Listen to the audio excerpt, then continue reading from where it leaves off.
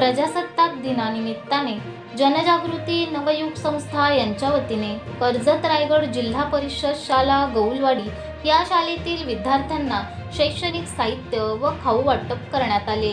तसेच गौलवाडी शाळेतील सन 2024 ते 2025 मध्ये झालेल्या आंतरशालेय स्पर्धेतील प्रथम क्रमांक, द्वितीय क्रमांक व तृतीय क्रमांक मिळवणाऱ्या विद्यार्थ्यांना शालेयकडून प्रमाणपत्र देऊन गौरवण्यात आले।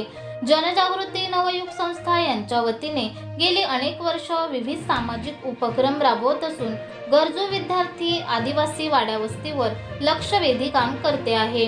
आज प्रजासत्ताक दिनाचे औचित्य साधून राबवण्यात आलेल्या कार्यक्रमाला शिक्षक वर्ग तसेच ग्रामस्थ मोठ्या संख्येने उपस्थित होते। यावेळी विद्यार्थ्यांमध्ये आनंदाचे वातावरण पाहायला मिळाले। तसेच संस्थेच्या वतीने प्रमुख पाहुणे धर्मादाय आयुक्तांचे लेखाधिकारी सचिन सबवन, सुदाम मदगे, नायब तहसीलदार बोरसे व जनजागृती नवयुग संस्थेचे अध्यक्ष संतोष मयेकर, अमोल भागवत व संस्थेचे सर्व पदाधिकारी उपस्थित होते। यावेळी गौलवाडी शाळेतील मुख्याध्यापिका अर्चना शिंदे यांनी संस्थेचे आभार व्यक्त केले।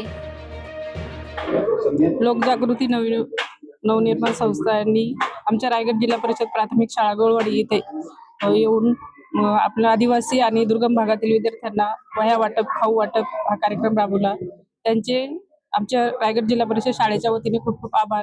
आणि असेच त्यांचे आदिवासी भागामध्ये किंवा दुर्गम भागामध्ये त्यांचे कार्य असेच उत्तरोत्तर चालू किंवा आमच्या शाळेसाठी गावासाठी सुद्धा त्यांचा पुढील याच्यासाठी सहकार्य लाभो अशी त्यांच्याकडून अपेक्षा।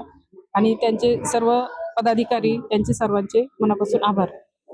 आणि या आदिवासी पाड्यामध्ये या मुलांना या गोष्टी मिळणं आणि या गोष्टींचं बोलतात ना की त्यांना या गोष्टींपासून वंचित राहतात, त्यांना आज आमच्याकडनं या गोष्टींची मदत झाली आणि त्या मदतीचा आमच्या चेहऱ्यावर जो आनंद आहे तो अगणित आहे, तो सांगू शकत नाही।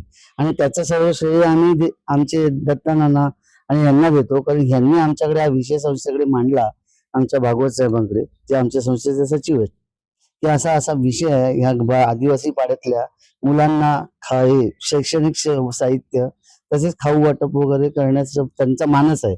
तर ते तुमच्या संस्थेकडनं आम्हाला होऊ शकतं का? तर त्यांनी आम्हाला सांगितलं आम्ही तो विषय लगेच त्यांना बोललो की हा आम्ही 26 तारखेला या गोष्टीसाठी तयार आहोत आणि आम्ही त्या गोष्टी करण्यासाठी आम्ही तिथे येतो आहोत।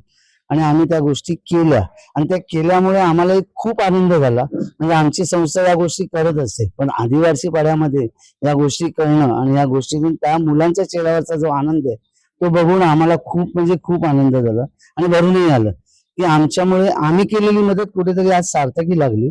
आणि त्याचबरोबर त्या शाळेतल्या मुख्याध्यापिका आहेत, त्यांनी आमच्याकडे काही अर्ज दिलाय की मागणी केलेली आहे की शाळेमध्ये संगणक वगैरे जर तुमच्याकडनं आम्हाला मिळाले तर आम्हाला खूप बरं होईल। तर त्या संदर्भात पण मी आमच्या कमिटीबरोबर सर्व चर्चा करून ते संगणक देण्याबाबतचा निर्णय त्यांना लवकरच कळवू आणि शाळेसाठी आम्ही संगणक देऊ करू।